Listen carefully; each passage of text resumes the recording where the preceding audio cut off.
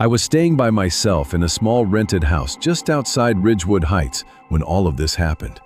It was a single-floor home at the end of a short dead-end lane.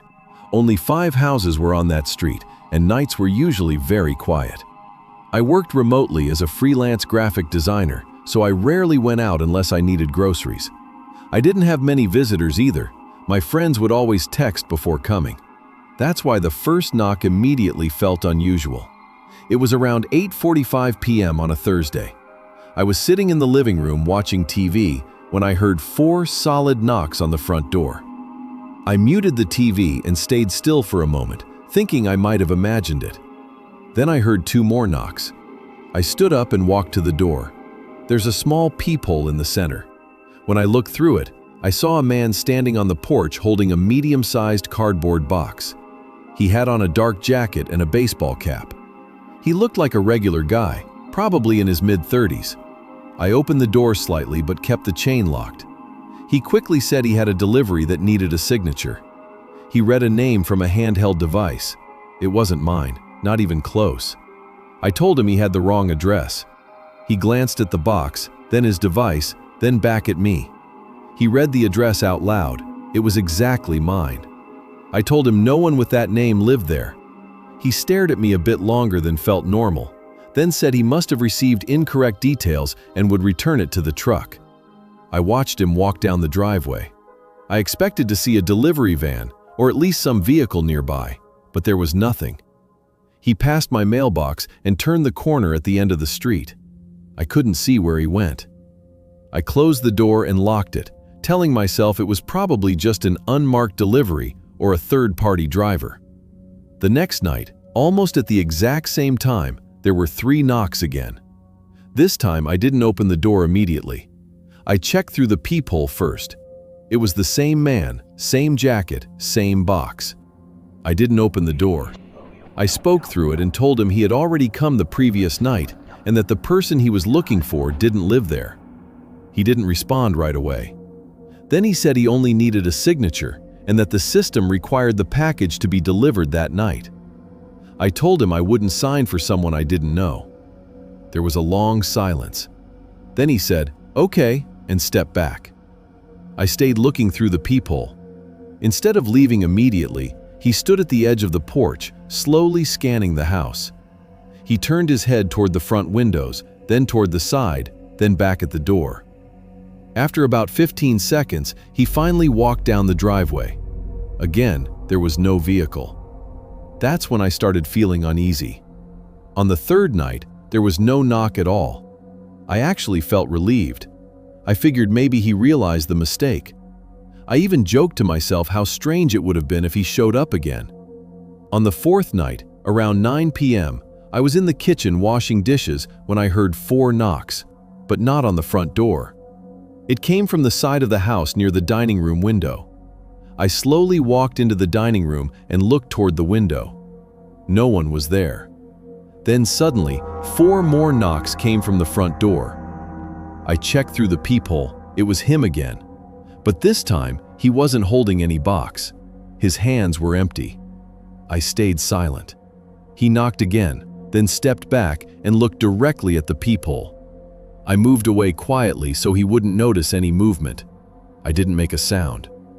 After about 30 seconds, he turned and walked away.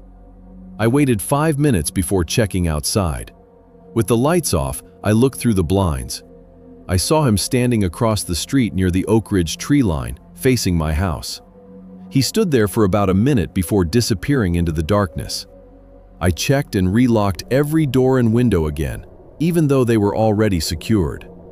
The next day, I called the Ridgewood Heights Police Department's non-emergency line and explained everything. The officer said it sounded like someone checking whether the house was occupied. He mentioned that burglars sometimes knock first to see if anyone answers before attempting a break-in later. He advised me to install cameras and to call 911 if the man returned. That night, I kept all the front lights off and stayed in my bedroom. Around 8:45 p.m., right on time, there were 4 knocks. I didn't respond. After a few seconds, there were 4 more, then silence. About a minute later, I heard a soft thud from the back of the house, then another. It sounded like someone testing the back door. I grabbed my phone and quietly stepped into the hallway. I could hear the back doorknob slowly turning, stopping, then turning again. I immediately called 911 and whispered that someone was trying to break in. While I was still on the call, the knocking started again at the front door. The dispatcher told me officers were on the way. The back doorknob kept moving. It didn't sound like just one person anymore. Then I heard a faint metallic scraping against the doorframe. After about 30 seconds, everything suddenly went silent. Even though it was completely quiet, I stayed on the call until the police arrived. When they checked outside, they found fresh pry marks on the back door near the handle. The officer told me that if I hadn't been home, the door likely would have been forced open. They searched the area but didn't find anyone.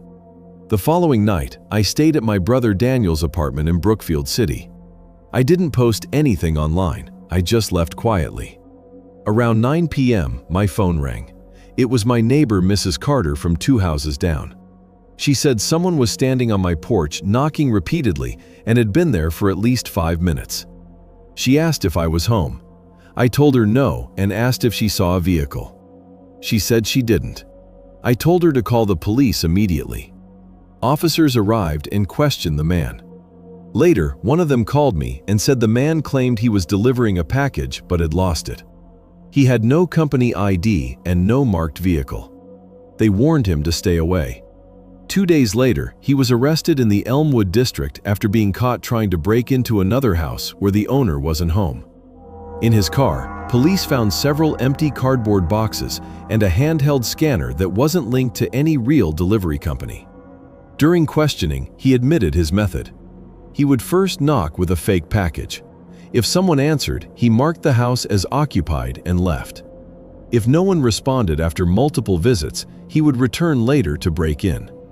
He also said he sometimes visited multiple nights to observe patterns. If lights were on one night and off the next, he assumed the house was empty. Hearing that made me realize how close I came to being targeted. If I had ignored the door on one of those earlier nights, he likely would have returned expecting no one inside. I moved out 3 months later when my lease ended. Even now, I never open the door at night unless I know exactly who it is. If someone knocks unexpectedly, I stay quiet and check cameras first. And if anyone ever shows up with a package that has my address but not my name, I don't even go near the door anymore. This story begins just before Christmas. To give some context, I live near Manchester in England with my parents, siblings, along with our cats and dogs. We're a very close family, and most evenings we spend time together in the living room, watching TV, playing games, or just talking about our day. At the time, I was 16, about to turn 17, still in high school but getting close to finishing and moving on to further education. In the days leading up to Christmas, one night while we were all together, we were watching A Christmas Carol. Movie nights are a big tradition for us during the holidays, and it's something I always look forward to. While the movie was playing, we suddenly heard a knock on the door. It didn't seem unusual, so none of us reacted strongly. My mom went to check, but when she opened the door, nobody was there. The street outside was completely empty. Since our garden wraps around from the front to the back of the house, she checked along the side as well, but still no one. She came back in, and we carried on watching the movie. A few days later, I was sitting at the table in the living room doing some exam work when I heard another knock. I stopped what I was doing and went to the door, but again, there was no one outside.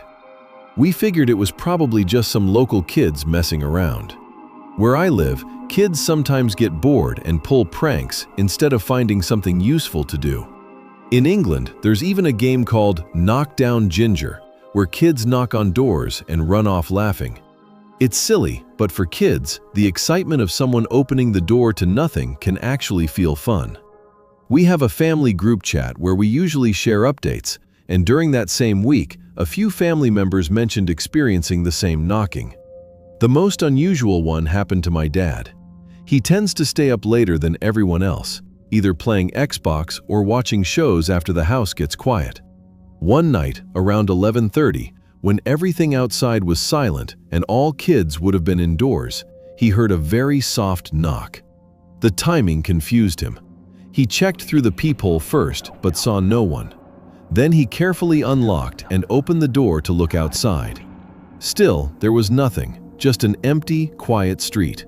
He locked the door again and came upstairs to ask if anyone else had heard it, but no one had, probably because it was so faint.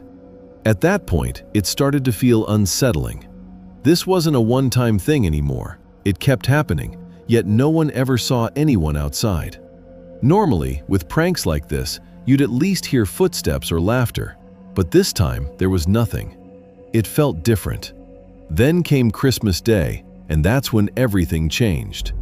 We spent the day with family, opening presents, exchanging gifts, watching movies, playing games, and eating way more food than we should have. It was a really good day overall. Later that night, I felt sick from overeating, which always happens to me on Christmas, so I went upstairs to lie down. I must have fallen asleep because I woke up hours later. When I checked my phone, it was 2:01 a.m. The house was completely silent, and everyone else had gone to bed. I already knew I wouldn't fall asleep again, because once I wake up, I struggle to sleep no matter the time. So I stayed in bed, scrolling through my phone in the dark instead of turning on the TV. I watched Christmas haul videos and messaged a few friends who were still awake. That's pretty normal during the holidays when there's no school and you're just trying to enjoy your free time before everything goes back to normal. After some time, I heard a faint knock. I couldn't tell where it came from, my door, the window, or maybe it was just my imagination. I sat upright instantly, staring into the darkness, my heart beating fast. I didn't want to move. No one should have been outside at that time, especially on Christmas night. I wasn't sure if the earlier incidents were just messing with my mind or if someone was actually inside the house. My room is on the second floor, so someone being at the window didn't make much sense. After what felt like a long time, I finally gathered the courage to open my bedroom door. As soon as I did, I heard footsteps on the stairs. At first, I assumed it was my dad coming up to bed like he usually does. I stepped closer to the staircase to tell him I was still awake and mention the knocking. That's when I realized it wasn't him. It was a man I had never seen before. The moment I saw him, I felt sick. I immediately thought, was this the same person behind all the knocking? He was already inside the house. He was unsteady on his feet, clearly drunk, and slowly making his way up the stairs. I carefully backed into my room without him noticing and quietly closed the door. I could hear him moving around, opening doors and going into different rooms. I remember thinking it was only a matter of time before he came to mine. I completely froze. I didn't know what to do. After a while, I slightly opened my door again and saw him coming out of my younger sister's room. That's when I finally snapped out of it.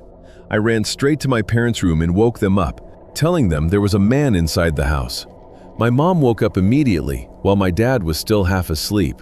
We all went downstairs together and found the man lying on the couch, surrounded by open beer cans that belonged to my dad. My mom shouted at him to get out. He woke slightly and angrily claimed that the house was his. We tried to make him stand up, but he was completely limp. My mom even slapped him, trying to wake him properly, but he barely reacted. A few minutes later, my dad came fully downstairs, understood the situation, and took control. He shouted at the man, telling him this wasn't his house and that he needed to leave. The man refused. Eventually, my dad had to physically pick him up and drag him out through the side door. He pushed him outside and warned him not to return before locking the door. We thought it was over, but it wasn't. Seconds later, glass shattered violently. The man had punched through the window, sending shards flying inside. He then pushed his face through the broken glass, like something straight out of The Shining. My dad immediately went to call the police. The man started yelling threats, saying the house belonged to him now, that he knew who we were, and that he would come back. We were all in shock. It didn't feel real, especially not on Christmas night. Eventually, he left, and the police arrived shortly after. They took statements from all of us, mine being the longest since I saw him first. After some time, they left. Since it was winter, it had snowed that night, which is actually rare for our area. There was a visible trail of blood leading down the street. The police followed it to a nearby playground, where they found the man lying on the ground with cuts and glass in his hands. He was arrested there, and they later confirmed he was the intruder. The window was replaced the next morning. We told my siblings what had happened, and surprisingly, they had slept through everything, probably from eating too much earlier. Later, I was given a restraining order against the man because of my age and the threats he made. He was fined for the damage and given community service instead of jail time.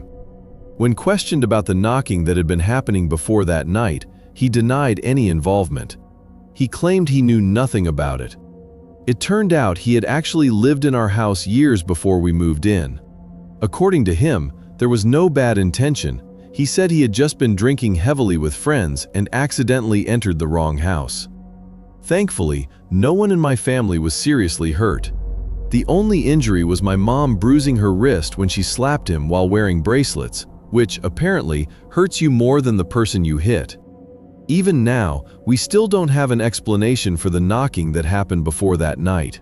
Sometimes, late at night, I feel like I hear it again. Maybe it's just my imagination, or maybe it isn't.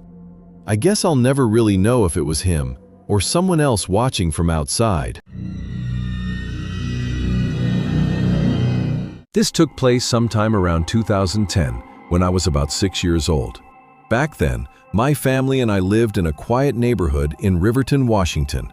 It was just my older brother, my sister, my mom, and me, since my dad was deployed at the time. I was very attached to my dad, so whenever he was away, it always felt difficult for me. One night, pretty late, I was sitting outside on the porch with my mom while she smoked a cigarette, and we watched the rain fall. It was cold, but we were enjoying the moment together. While sitting there, we noticed a man walking right down the middle of the road. He was wearing a large yellow raincoat, the kind that really stands out. It caught our attention immediately. It was pouring rain. It was late, and normally no one would be outside at that hour. We kept watching him as he slowly moved closer in the direction of our driveway. My mom stood up, grabbed my hand, put out her cigarette, and we both watched as the man stopped right beside our garbage cans at the edge of our driveway. My mom turned to take me inside, but suddenly the man started shouting at us. I don't remember exactly what he was saying, but I clearly remember how scared I felt as my mom rushed me into the house. The moment we got inside, she locked the door and switched off all the lights. I was completely terrified, and like any kid, I started crying. My mom quickly gathered my siblings and me, trying to quiet us down, and we all ended up lying together in my parents' king-sized bed because we were all uneasy. After that, though, nothing else happened. There was no more yelling, no noise. Everything went quiet, and eventually we all fell asleep. That night, I had a nightmare that I can still clearly remember. In it, a man wearing a big yellow raincoat was staring through our window. I woke up shaking and crying, so scared that I started shaking my sister awake just so I wouldn't feel alone. I don't know how long I had been asleep. My sister got up and took me to the bathroom connected to the bedroom, closing the door behind us. She stayed with me while I cried, trying not to wake my mom or brother. While we were in there, we suddenly heard loud banging, someone hitting the front door hard. My sister immediately ran out of the bathroom and started shaking my mom awake without even explaining. The noise woke my brother as well. I stayed in the bathroom, frozen in fear, while my mom signaled for my siblings to come back in with me. We watched as she left the room and headed toward the front door. All of us were crying, completely terrified, as the man kept banging on the door over and over again. My mom seemed to be looking for her old Nokia phone, but couldn't find it. When she came back without it, we realized we had no way to call the police. It was the only phone in the house. We sat there quietly, listening as the man began yelling and screaming for us to let him in while continuing to pound on the door. It felt like a hopeless situation. There were just the 5 of us, no phone, and my dad, who would normally protect us, wasn't there. We sat huddled together on the floor, scared and praying that one of our neighbors would hear and call the police, but no one came. Eventually, the man stopped and left. But still, no police ever showed up. What made it even stranger was how close all the houses were in our neighborhood. We lived in a duplex, so neighbors were literally right next door. I still don't understand how no one heard anything or called for help. Eventually, things quieted down and we went back to sleep. For a while after that, everything seemed normal again. But just a few weeks later, while it was still just the 5 of us at home, we woke up to find the front door wide open. One of the windows was also open, and there was a large hole cut through the screen. My mom immediately called the police. Several random items had been taken, including my piggy bank that held all my holiday savings, along with other things from around the house. The most disturbing part, though, was that a large vase filled with money, cash and coins that my family had been saving for months, was missing. What made it even worse was that the vase had been sitting right on my nightstand, next to the bed where we had all been sleeping. This happened a long time ago, and sadly, my mom has since passed away. My dad wasn't there when it happened, so I'm not sure what details I might be missing. I do know that whoever broke in was never caught. I also don't know if the man who harassed us that night was the same person who later broke into our home. It might be connected, or it might not be. What I do know is that none of us were physically hurt, which makes me think maybe it wasn't the same person, because the man that night seemed far too aggressive for someone who just wanted to steal. But then again, sometime later, I remember seeing what looked like that same large vase sitting on the porch of a neighbor, a man who lived alone and whom we hardly ever saw. So honestly, I don't know. This happened to me nearly 3 years ago, almost on the exact same date, while I was serving a full-time mission in Montana. The town where my companion and I'll call him Ethan, were assigned was pretty small, so there wasn't always much to keep us busy. On top of that, I was going through a rough time personally, dealing with things like low self-esteem and difficulty sleeping, which made it even harder for us to stay out working all day. Another thing about our assignment was that we were living in a house instead of an apartment, which was unusual. The house itself was very small. I assume it was because there simply weren't any apartments available nearby. The layout was straightforward. When you walked in through the front door, you entered the main living space where our desks were. Immediately to the right was our bedroom. Straight ahead was a wide doorway that led into the kitchen. From the kitchen, the bathroom was on the right side and the laundry room was on the left. There was also a small storage closet in the kitchen, and that was basically the entire house. Even though the house stood on its own property, the landlord lived right next door. If anything went wrong, we could either call him or just walk over. That night, I was sitting at my desk in the living room, scrolling on my phone, with my chair turned toward the kitchen. Ethan was in the bedroom, also on his phone. It had already been dark for a couple of hours, so we had come home and were just winding down before going to sleep. While I was distracted with my phone, I suddenly heard a single knock coming from the window above the kitchen sink. Because of how the house was set up, that window faced directly into the living area where I was sitting. I looked up and stared at it for a few seconds, but saw nothing except darkness. I tried to ignore it and went back to what I was doing, thinking it might have been a branch. There were some large trees behind the house, but the more I thought about it, the less that explanation made sense. None of the branches were close enough to hit the window, and the sound I heard was clearly a knock. While I was still thinking about it, another knock came, this time from the window in the laundry room, around the corner. At that moment, it started to feel real, but my mind still searched for a logical explanation that didn't involve someone being outside, moving around the house, watching us. I started calling out to Ethan to tell him what I had heard, but before I could finish, there was another knock, this time right next to me, on the living room window. I didn't look to see who was outside, and honestly, I didn't want to. I immediately jumped up, ran into the bedroom, and locked the door. I asked Ethan if he had heard the knocking too, and he confirmed that he had. We quickly started discussing what we should do. The only things we had that could be used for defense were a couple of kitchen knives, and we had no idea how many people might be outside, or if they were armed, so confronting them ourselves wasn't an option. As we were talking, the knocking moved again, from the living room window to the front door. It was getting closer, and we were getting more and more scared. We considered calling the police, but we were so far out that we knew it would take them a long time to reach us. Then Ethan remembered that we had our landlord's number. He called him and started explaining everything. By then, the knocking at the door had stopped for a few minutes, but I had a bad feeling about what would come next. And sure enough, it did. A knock right on our bedroom window. The blinds were shut, so neither side could see the other, but that didn't make it any less terrifying. Ethan told the landlord that someone seemed to be circling the house, and he said he would come immediately with a shotgun. We waited in silence for a few more minutes, expecting another knock at any second, but nothing happened. Eventually, the landlord arrived and announced himself at the door. We asked him if he had seen anyone, and he said no, but he did mention that he saw a pickup truck speeding away as he got close to the house. I asked if he had managed to see a license plate or any details, but he said they were already too far away. The three of us then went outside with flashlights and walked around the house. There were still small patches of snow left on the ground from a storm a few days earlier.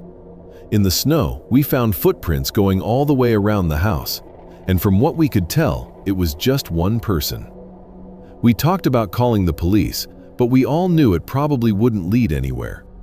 The landlord told us to call him again if anything happened, and then we went back inside, locked everything, and tried to sleep.